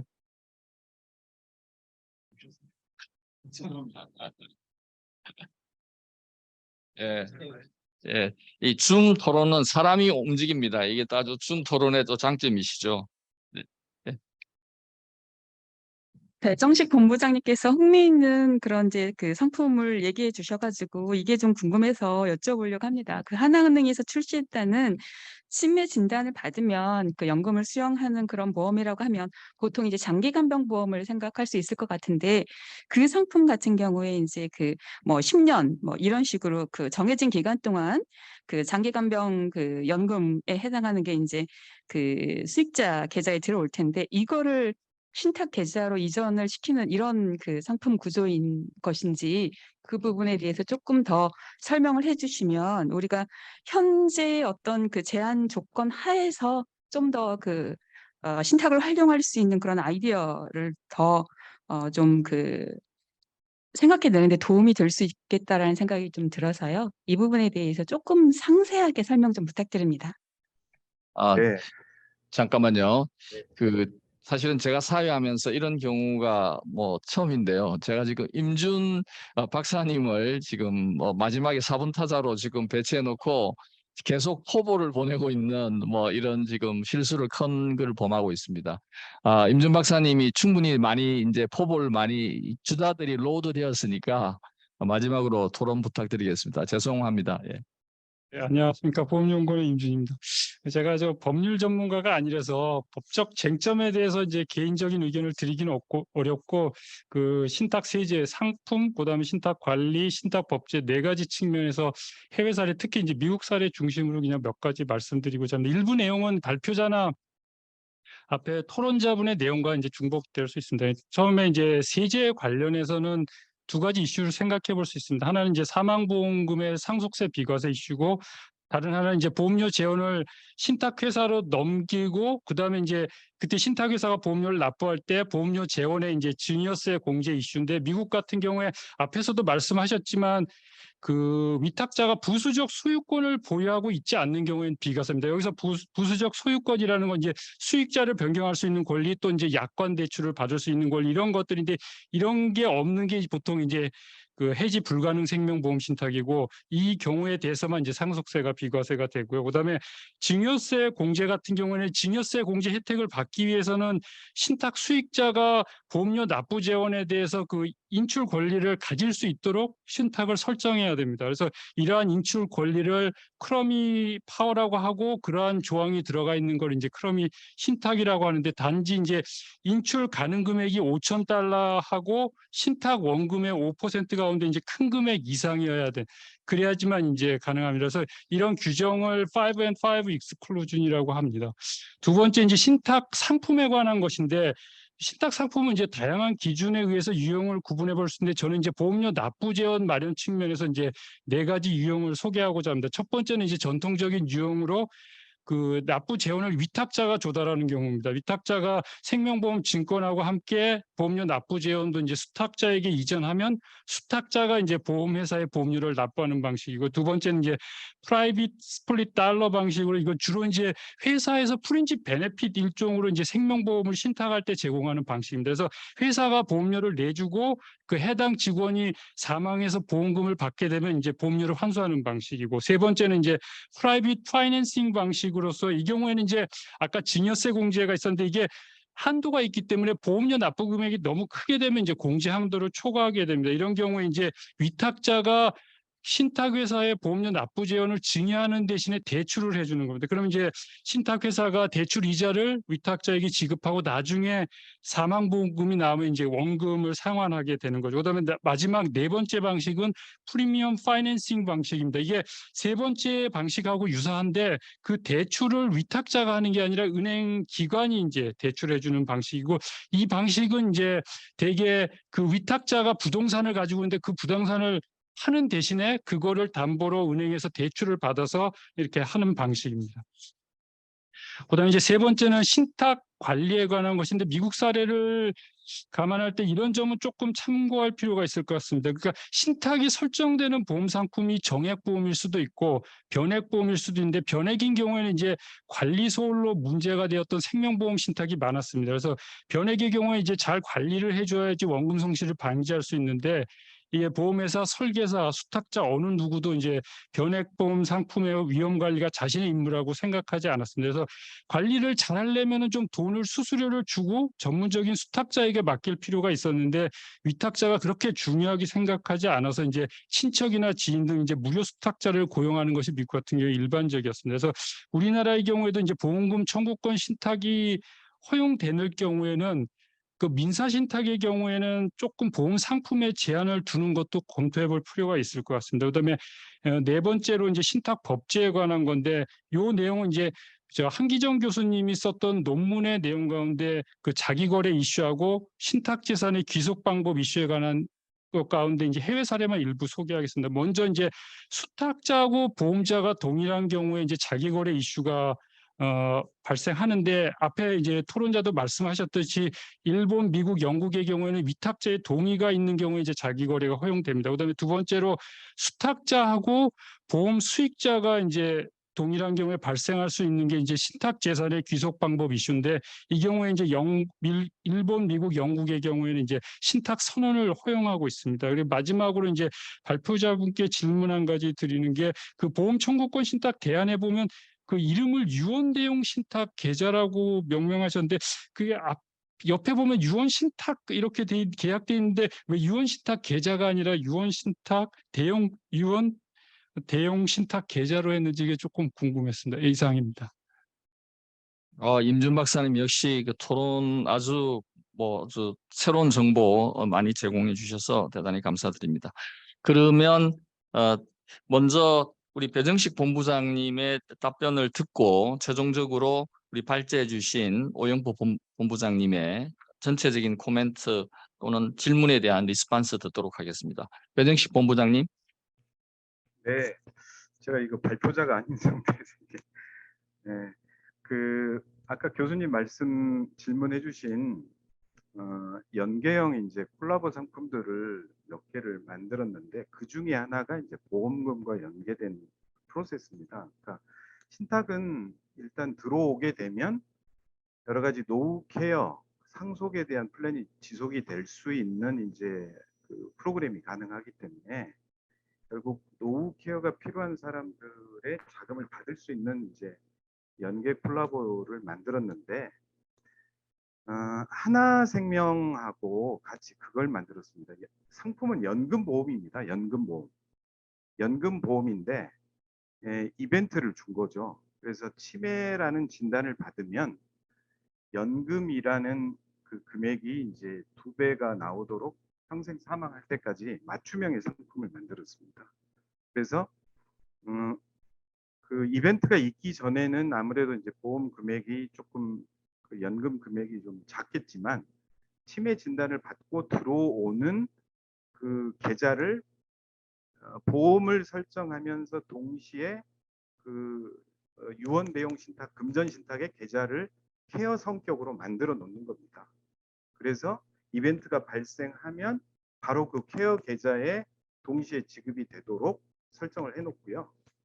그 안에 이제 들어오게 되면 그 다음부터는 신탁에서 정해진 케어 프로그램대로 이제 진행이 되는 그런 케이스입니다. 일단 좀 간단하게 이렇게 말씀을 드리고요. 조금 더 궁금하신 내용은 제가 한번 더 설명을 조금 따로 말씀을 드려서 보충 설명을 할 수 있도록 할 수 있을 것 같습니다. 예, 감사합니다. 자, 그러면 예, 질문 저쪽으로 지금 예. 이 줌에서는 항상 그 스피커들이 옮겨 다니는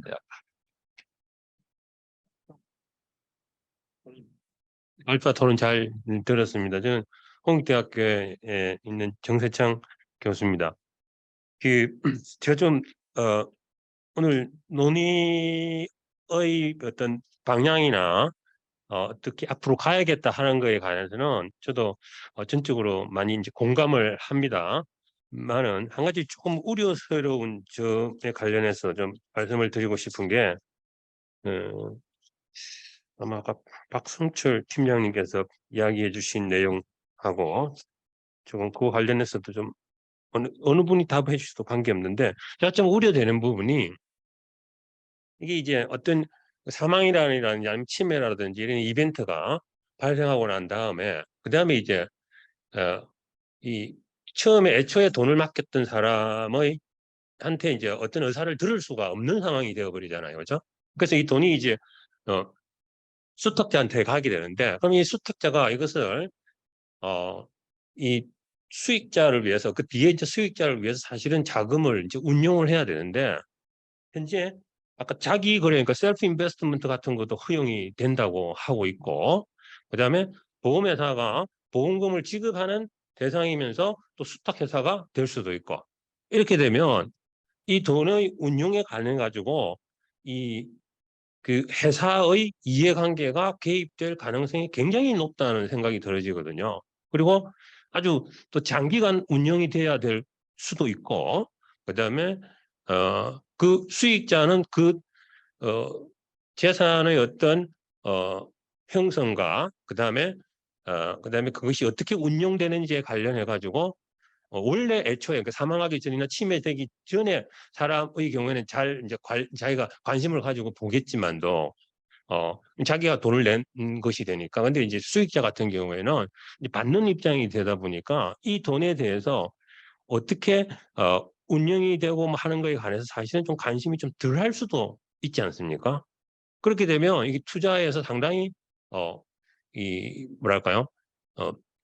그 수익자를 위한 그러니까 이제 신탁이 사실은 안 되는 거죠. 수익자를 위한 신탁 운용이 돼야 되는데 그것이 아니고 운용하는 사람의 이해관계에 의해서 아니면 그 사람의 어떤 수수료라든지 뭐 아니면 자문료라든지 이런 것에 이해관계에 해서 움직일 수가 있을 개연성이 굉장히 높다고 생각이 들어지거든요. 그래서 이런 거와 관련된 어떤 그 규제라든지 아니면 뭐 현황이라든지 이런 걸 아시면 좀 말씀해 주시면 고맙겠습니다. 자, 우리 박승실 팀장님께서 간단하게 제가, 일단 교수님 말씀해 주시죠. 답변 드리겠습니다. 일단 우리가 보험 청구 신탁의 주요 대상이 이제 3월 담보로 하는 이제 생명보험입니다. 근데 생명보험은 아시다시피 정액보험입니다. 그 정액보험 형태의 보험금을 확정이 돼 있기 때문에 좀 주본 계약에서 흔들릴 이유는 없을 것 같고요. 만기보험 같은 경우에도 만기 보장이나 정기보험 같은 경우에 금액이 확정돼 있고요. 물론 이제 실손이나 다른 뭐 기타 금액이 나오는 형태의 그 보장이 나오는 형태의 보험 계약이 있는데 그 계약도 미국 같은 경우에는 이제 연금이나 이런 경우에 있어도 보험 청구 대상이 되는데 일본 같은 경우에는 주보험 계약 외에 특약은 사실상 배제를 하고 있습니다. 그거는 조금 참조를 하셔도 될 것 같고요. 근데 이제 보험회사가 수탁자가 되면 보험금에 대해서 좀 지급하는데 애로가 있지 않겠냐. 그건 거꾸로 생각하면 오히려 그 보험계약 관리를 자기가 갖고 있는 보험계약에 대한 정보를 DB를 잘 갖고 있기 때문에 오히려 친숙한 지급이 될 수도 있고요. 대신에 이제 수탁자는 그 왜 그렇게 보험금이 산정된지에 대한 근거는 명확히 제시할 수 있어야겠죠. 그죠? 그런 부분에 대한 제독 장치나 보완 장치 있어야 되고요. 그리고 이제 위탁자 같은 경우에도 위탁자나 수익자 보험금 청구권에 청구를 해서 그러니까 사적인 사건이 발생을 해서 보험금 청구를 했을 때 그 지급할 때 거기에 대한 이제 그 의제기권이나 이런 것들은 당연히 보유를 하고 있어야 되고요.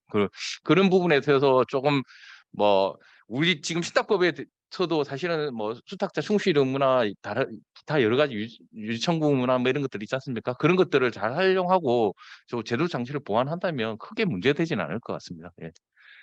네, 감사합니다. 예, 또 오시면 됩니다. 여기 앉아 계시죠, 영상 교수님.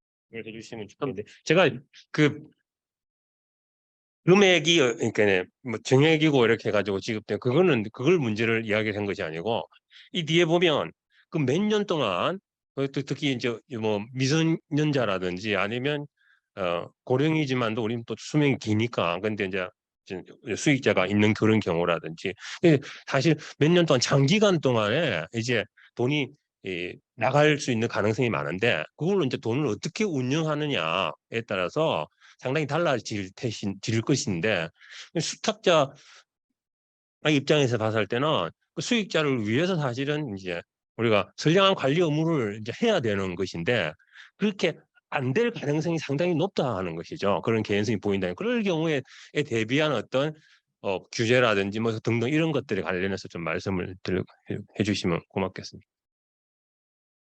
제 생각으로 오인표 변호사님께서 충분히 해주실 수 있을 것 같아서 그건 뭐 신탁업을 하고 있는 모든 회사들의 문제일 수도 있고요.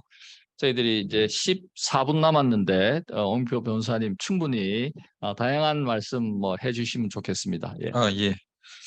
예, 장선 교수님 질문 먼저 답을 좀 드리겠습니다.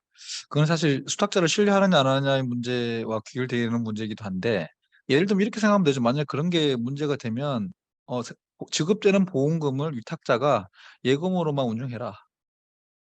그러면 뭐 예금 금리 받고 하면 되는 거잖아요. 그죠? 근데 예금으로 운용하기에 너무 아쉽다라고 하면 중위험 정도 상품으로 운용할 수도 있고 그걸 운용 방법을 위탁자가 다 지정해 놓을 수가 있죠. 지정해 놓고 가기 때문에 결국 이제 신탁사를 신뢰하고 본인은 지급되는 보험금이 2억인데 애한테 필요한 거는 뭐 한 3, 4억이다라고 하면 그러면 이제 좀 일부는 안전자산, 일부는 액티브한 자산을 운용하기도 하고 그거는 다 선택지가 있는 거고 신탁 자체가 이제 어차피 우리가 신탁 회사가 예를 들면 수익자가 관리 능력이 없다 해서 우리가 임의로 막 하면 사실 그거는 다 신인 의무 다 위반으로 다 제재를 받게 돼 있는 구조이기 때문에 실제 다양한 선택지 안에서 움직이면 되는 문제입니다. 그래서 실적으로 저희가 해보면 실제 본인이 치매에 걸린 이후에 한 10년 정도 장기간 재산 관리 어떻게 할 거냐. 어떤 분들은 예금으로 전환해서 예금을 하라는 사람도 있고 어떤 분들은 부동산을 사서 임대 수입을 하라는 사람도 있고 해서 선택지는 되게 다양하기 때문에 그리고 운용의 어떤 문제는 물론 걱정하실 수도 있긴 하지만 그거는 위탁자가 다 통제 가능하다. 계약 구조로 그렇게 이제 이해하시면 될 것 같습니다. 예, 그리고 이제 전체적으로 제가 한번 쭉 그 토론하신 분들에 대해서 좀 반박이라기보다는 추가 설명을 좀 드리도록 하겠습니다.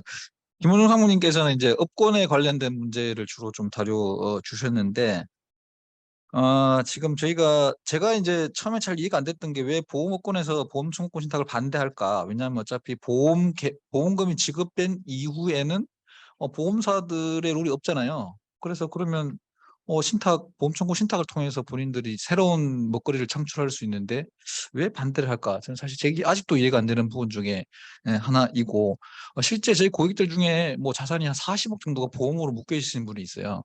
이런 분들이 상속 설계를 하고 싶어 하는데 보험 계약을 신탁을 못 받으니까 그럼 우리가 해줄 수 없는 당신이 상속 상속 설계를 하고 싶으면 보험 계약 해지해서 금전으로 넣으시라. 실제 해지한 사람도 있어요. 20% 정도 해지한 사람도 있어요.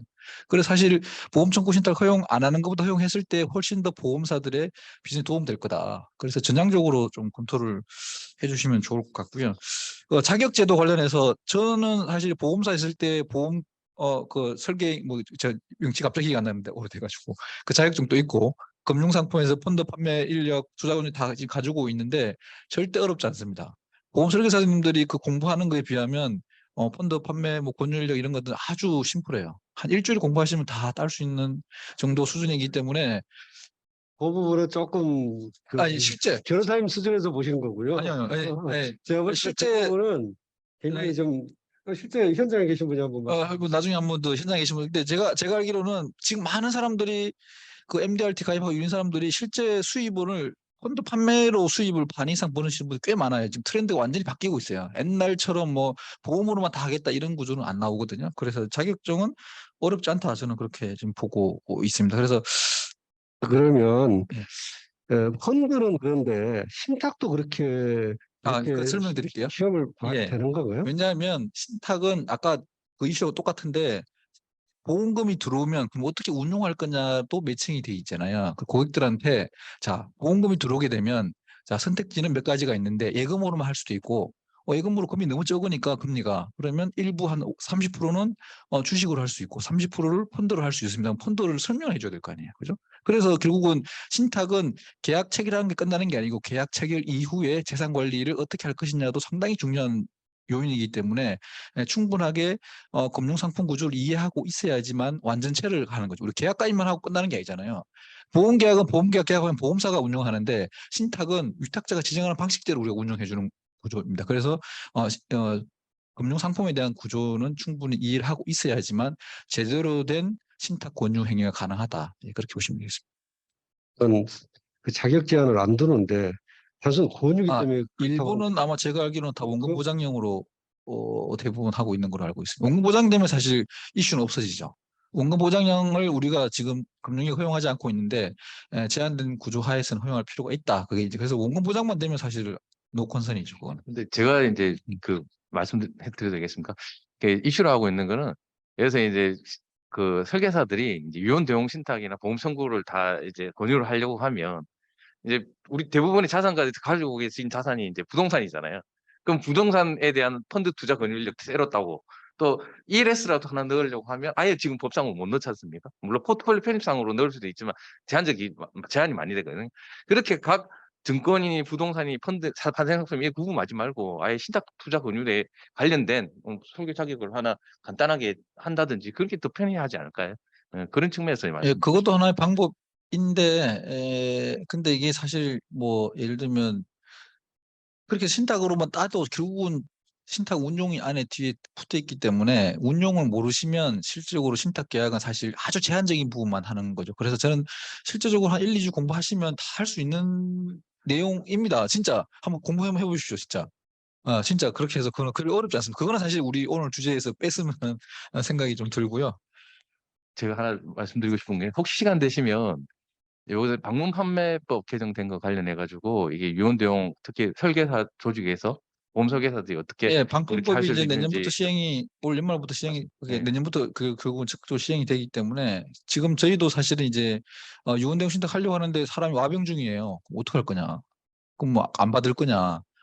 그래서 제가 주장을 해서 이제 방판 허용이 신탁도 가능하도록 허용돼 있습니다. 그래서 지금 보험하시는 분들의 보험사나 보험 설계사분이나 둘 다 새로운 먹거리가 생기는 거예요. 이걸 왜 자꾸 막으려고 하는지 그러니까 좀 이해가 안 되는 측면이 있습니다. 그래서 제도가 부족한 걸 개선하는 특히나 자격증은 제가 보기엔 큰 이슈는 아니에요. 근데 최소한 신탁을 팔면서 금융 상품에 이해도 없이 신탁을 판다 이거는 있을 수 없는 일이라고 저는 보고 있습니다. 저는요, 제가 말씀드린 부분이 저 변액보험 같은 경우에는 지금 금융상품의 이해를 아예 없애는 게 아니고요. 생명보험 설계사가 아까 말씀드렸듯이 생명보험에 대한 이해도 있고 그 변액이면 펀드에 대한 이해도 금융상품에 대한 이해가 분명히 들어가 있어요. 그렇기 때문에 거기에다 신탁을 공유하는 부분이지 않습니까? 그리고 결국은 이 신탁 공유를 하고 실제적으로 판매는 신탁 회사에서 내근 직원이 책임을 지고 하는 부분이지 않습니까? 거기까지 모시고 가는 역할이기 때문에 과연 그러면 신탁 공유 대행인이 그 많은 거를 다 알고 고객한테 다 설명하고 가야 되냐? 결국은 설명해도 거기 신탁 회사 가서 또 거기서 다 설명을 다 드릴 텐데 그래서 기본적인 것만 알고 왜냐하면 그 설계사하면 그 사람의 재산 상황이라든지 또 처한 처지라든지 또 이런 부분들 다 알기 때문에 생명보험에 대한 기본 기초와 또 엔드 이 펀드에 대한 기본 기초를 다 가지고 알고 있기 때문에 그런 분들의 제 생각에는 사실 이번처럼 했으면 좋겠는데 제가 좀 양보한 거는 그래도 변액보험 자격을 갖고 있다고 하면 그 정도 지식이 있으면 충분히 저희가 볼 때는 펀드 판매 특히 신탁에 대해서는 권유가 가능하지 않겠는가 대행인으로서 네, 할수 네. 있지 않겠냐 그런 의미로 말씀드린 겁니다. 예, 알겠습니다. 예, 감사합니다. 그다음 박승철 팀장님이 사실은 저하고도 오랜 인연이 있고 사실 신탁에는 열정도 강하고 보험도 잘 알고 있고 또 실제적으로 활용을 많이 하려고 해서 이제 그 역사적인 흐름들을 잘 좀 설명해 주셔서 감사하고 특히나 뭐 보험 계약에 신탁 특약을 붙이는 것도 좋은 아이디어인 것으로 보입니다. 그래서 제가 박 팀장님 말씀에는 특별하게 제가 뭐 부연 설명할 거는 제가 보기엔 없을 것으로 보이고요. 그 배 센터장님도 이제 사실 신탁 업계에 꽤 오랫동안 실적으로 이제 아마 신탁의 1세대, 유원대국 신탁 1세대 역할을 하셔서 꽤 오랜 또 업력이 있고 관심도 있고 실질적으로 많은 아이디어도 해서 신탁을 잘 해주셔가지고 저도 감사해 드리고 이게 이제 하여튼 뭐 여러 가지를 말씀하셔가지고 저도 지금 머릿속이 막 헝클어지고 메모하다가 지금 메모가 헝클어지고 있는데 계좌 매칭령은 사실 꽤 해보고 싶어서 저희가 이제 저는 한화생명 쪽에 또 지인이 계셔가지고 열심히 좀 해보려고 했는데 보험에 계신 분들이 상당히 보수적이에요. 잘 안 움직여요.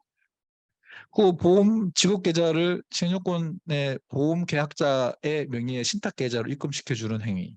이게 뭐 어려울까요? 근데 그거 하는데 한 6개월 하다가 결국 저도 이제 포기를 해버렸었는데 하여튼 그거는 적극적으로 활용을 하시면 좋을 것 같아요. 그런데 이제 아까 말씀드린 것처럼 더 큰 문제는 사실 상속 법리에 있는 거예요. 그래서 이제 실제 계좌 매칭령을 실질적으로 안 하게 된 근본적인 이유는 사실 상속이 일어나면 결국은 상속 법리를 또 무시할 수 없습니다. 유언대용 신탁은 신탁법에 아예 신탁 구조를 짜놨기 때문에 동등한 민법과 신탁법이 결국은 상충하는 국민이 아니라 신탁이 우선하게 되는 그런 구조가 나오는 그 자체가 상품 자체. 그래서 이제 실제 상속법리에 저촉이 안 되는데 이 계좌 매칭령은 조금 이슈가 있습니다. 그래서 그걸 조금 해결할 수 있는 방법을 저희 계속 연구하고 있는데 조금 지금 지켜봐야 될 상황으로 보이고요. 너무 많은지. 임준 연구위원님께서는 미국식 모델 신탁을 좀 상당히 상세하게 잘 설명을 해주셨고 보험료 조달 수단도 꽤 중요한 이슈긴 한데 여기까지 확장을 하면 사실 이제 너무 이 논의가 좀 그래 돼서 좀 어려울 것 같고 아까 질문하신 분 취지가 잘 좀 정확히 이해가 안 돼가지고 예.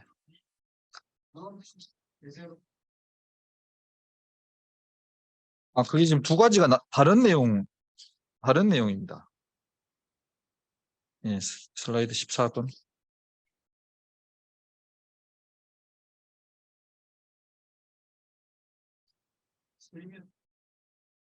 계약이라고 돼 있는데 예. 그 위에, 예. 실적으로 이게 이제, 논의가, 물론 이제 이게 정확한 의미는 사실 제가 용어를 조금 이제 좀 줄여 쓰다 보니까 그런데 유언 대용 신탁과 유언 신탁은 명확한 차이가 있고 요거를 유언 신탁 계좌라고 안 한 이유는, 고객이 생전에, 지금 이제 유언 신탁으로만 하게 되면 생전에 계약 관계가 없습니다. 계약 관계 안 생기거든요.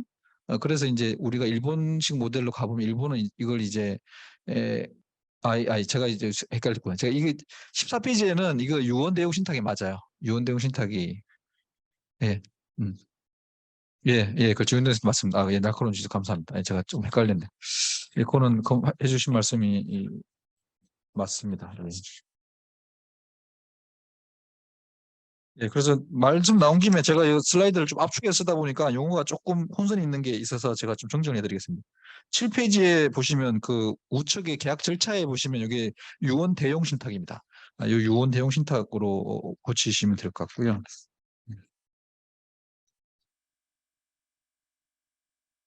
예. 뭐 하여튼 많은 내용이 있었는데 이게 너무 그러니까 좀 사실은 1대1로 계속 토론을 하는 게 좋은데 이게 다 듣고 나니까 조금 정리가 안 예. 된 부분이 있는데 저는 사실 이제 자 시장이나 고객들이나 국민들한테 필요한 제도다라고 하면 어떻게든 도입하는 게 맞다고 저는 보고 있고요. 예. 우려 사항이 있으면 그걸 이제 개선해 나가면 되는 구조단 말이죠. 그래서 사실 오늘 토론을 해봐도 보험 범죄 증가에 대해서는 동의하시는 분이 없잖아요, 그죠? 그건 제가 보기 당연할 것 같고 자기 거래 이슈도 사실 신탁 구조, 보험 채권 신탁 구조 안 생겨요. 논리적으로 따져보면. 아까 말씀드린 것처럼 보험 계약과 신탁 계약이 동시에 존재하긴 하지만 자금의 흐름 측면에서 보게 되면 절대 동시에 존재하지 않습니다. 그래서 이해상충 문제가 안 생기고요. 운용 부분 아까 말씀하신 것처럼 아마 제가 알기로는 미국에서 그 변액보험 하여튼 그런 데서 뭐 하다가 보험 수수료가 많은 걸 퇴직연금 하다가 퇴직연금 판결이 몇 개가 있거든요. 퇴직연금 하면서 이제 그 수수료가 많은 것들을 제한해가지고訴訟이 걸려가지고 실질적으로 이거는 신의의무 위반이다. 이렇게 해서 이제 미국에 실질적으로 사례가 있어요. 근데 이제 우리나라는 이 신탁 보수를 다 명확하게 다 계약 구조에 넣고 공시하도록 돼 있어서 그런 위험들은 거의 안 생긴다고 보시는 게 제가 보기엔 맞을 것 같아요. 그래서 일단은 전체적인 틀은 사회가 필요하면 우리가 도입을 한다. 그리고 막연한 우려 부분 말고 실질적으로 이슈가 있으면 그걸 해결한다는데 제가 알기로는 보험 청구 신탁 자체의 수익자 변경형은 없습니다. 논의 없어요. 그래서 그럼 그건 이제 차치하고 업권의 문제는 사실 논의하면 너무 복잡하게 얽혀 있습니다. 그래서 저는 사실 뭐 저희 증권사 있긴 하지만 또 보험사도 있었고 그래서 업권의 문제를 신탁으로 가지고 오는 순간 너무 복잡해져요. 그래서 우리는 신탁만 바라보고 가자. 그게 제 생각인 거고 지금까지 사실 이제 제가 이걸 만약 금토협회 발표했으면 이거 보험사가 보험 신탁 수탁자 되는 거 막아야 되는 거 아니냐 이렇게 얘기할 건데 저는 그렇게 생각하지 않습니다. 그래서 이제 실질적으로 신탁만 바라보고 신탁이 필요한 사람들이 있다고 하면 우리는 구조화를 하고 제도 도입을 하자. 그게 제 마지막 멘트로 마무리하겠습니다. 이상입니다. 감사합니다. 예, 오늘 김홍균 사모님 간단하게 예. 말씀드리겠습니다. 사실은 미국형 같은 경우에는 미국에는 전매제도가 허용이 돼 있잖아요. 그러다 보니까 이게 신탁 부분을 만약에 신탁 회사가 하는 이제 미국형으로 가더라도 사실 그게 개의치 않거든요. 근데 사실은 저희는 지금 그게 이제 보험 전매제도하고 좀 연계가 돼 있는데 만약에 그게 이제 이 청구권을 예를 들자면 보험 청구권을 이제 양도할 수 있고 이렇게 된다고 한다면 이게 사실은 신탁 랜드 또 보험 전매제도로 갈 수가 있는 부분이 있어요. 그러면 만약에 보험 전매제도로 간다고 하면 이제 아까 말씀하신 대로 이제 지금처럼 이렇게 되면 만약에 그렇게 되면 결국 이게 이제 전매제도하고 어떤 차이가 있느냐 그러면서 이제 뭐 이게 노숙자나 이런 부분을 이제 가입시켜 가지고 그래서 이제 전매해 가지고 뭐 살인이라든지 이런 부분들 강력 범죄로 이어질 수도 있는 부분도 있고 그래서 그런 부분들은 있기 때문에 이제 그런 거고요. 미국은 이제 그게 전매제도가 어느 정도 정착이 돼가지고 그런 이슈들이 많이 사라졌기 때문에 그런 부분이 된 것 같고요. 끝으로 제가 한 말씀 드리고 싶은 거는 사실 이제 보험금 청구권 신탁을 활용하는 부분도 제가 말씀하신 대로 뭐 제가 반대한다 이런 부분은 아니고요. 이런 우려점들이 있는 부분들은 좀 해소할 수 있는 방안들을 같이 고민해야 돼. 그래서 이제 미국식이냐 일본식이냐 뭐 일본 대형 신탁이냐 뭐 이런 식으로 이제 검토하는 부분에 대해서는 좀 더 우리가 검토할 필요가 있겠다.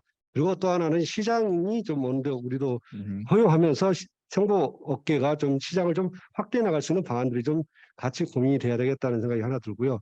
그 하나만 더 말씀드리면은 전 보니까 향후 이제 저희들은 노후화되는 이제 노후 준비를 해야 되는데 결국은 예를 들면 저희 세대 같은 경우에는 이제 은퇴할 때 되면 남는 게 자녀하고 예를 들자면 치고 왔더니 이 정도 50대 중반 되니까 자녀하고 집안채 남더라고요. 예를 들면 그런 분들이 많아요. 물론 충분하게 자기 노후 재산을 금전으로 해가지고 금융자산을 한 사람도 있지만은 그래서 나중에는 정말 이 금전 신탁 외에 부동산 신탁에서 관리 신탁 부분 이런 부분들이 상당히 중요한 이슈로 떠오를 거다. 그래서 노후에 내가 어떻게 하면 내 부동산 집안채에 있는 부분이라도 이걸 가지고 내가 노후로 활용을 할 수 있겠는가라는 그런 부분들이 굉장한 이슈로 떠오를 거라고 생각을 하고 있습니다. 그래서 신탁을 좀 더 큰 범위에서 본다고 하면 보험금 청구권 신탁 이외에 이런 신탁 부분들도 정말 어떻게 우리 보험업계가 들어가서 그 부분을 제대로 좀 시장을 넓힐 수 있는지 그런 부분의 연구도 같이 좀 네. 해주시면 저는 좋겠다는 생각이 듭니다. 이상입니다. 감사합니다. 김홍진 상무님 오늘 아주 적극적으로 많은 말씀해 주셔서 대단히 감사합니다.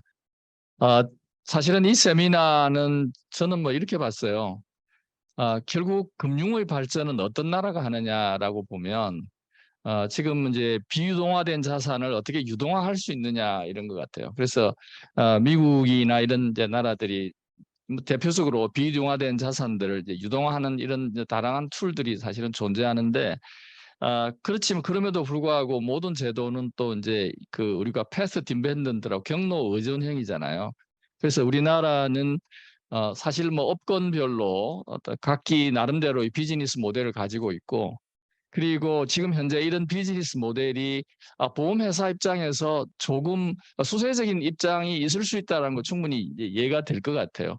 그래서 그것들을 대신에 또 오늘 뭐 많은 분들이 논의했지만 충분히 이제 또 기회의 장이 될 수도 있기 때문에 이 비즈니스 모델이 저는 뭐 생명보험협회가 먼저 또는 우리 생보사들이 먼저 고민하면 충분히 좋은 제도가 나올 수 있을 것 같다라고 생각이 되거든요. 왜냐하면 그 펀드가 계속 보험회사 수탁자가 될 수가 있는 말씀을 해주셨으니까 제가 마지막 마치려고 하는데 지금 그 여기 또 이제 하나 질문이 와서 제가 이제 읽어드리겠습니다.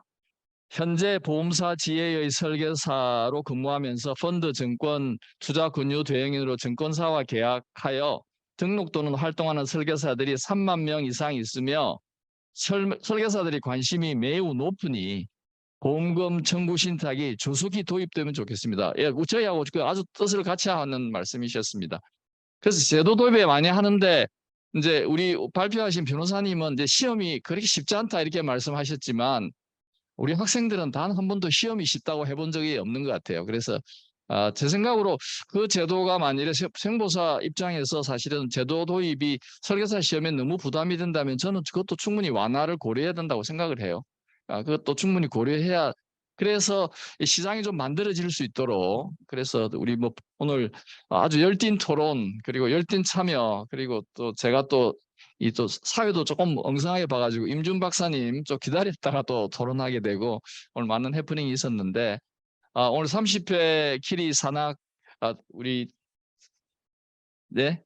또 왔습니까? 예, 네, 우리 지금 갑자기 또 보내주셔서 제가 그래서 읽겠습니다. 제가 막 보험금 청구를 청탁하게 되면 심사를 할 때 정말 머리 아플 것 같습니다. 심사를 할 때 안보험 및 치매보험을 계속 적으로 청구하려면 보험약관을 보면서 이것을 주어야 할지 말지 고민에 진짜 머리가 아플 것 같은데 이것도 생각해야 할 것 같습니다. 네, 그러니까 좋은 코멘트 감사드립니다. 예, 제가 일찍 코멘트를 뭐 이렇게 말씀 못 드려 죄송합니다. 하여간 30회 오늘 저 키리 산악회에 많은 의견 감사하고요. 조금 더 익으면 다음에 한 번 더 또 뭐 이 신탁에 대해서는 한 번 더 우리가 토론을 충분히 해도 좋을 것 같습니다. 오영구 박사님도 준비가 또 더 돼 있으신 것 같아요. 자, 오늘 참여해 주신 분 너무 감사드리고요. 시간이 7분 넘었지만 여기에서 30회 키리 산악 세미나 마치도록 하겠습니다. 감사합니다. 고맙습니다.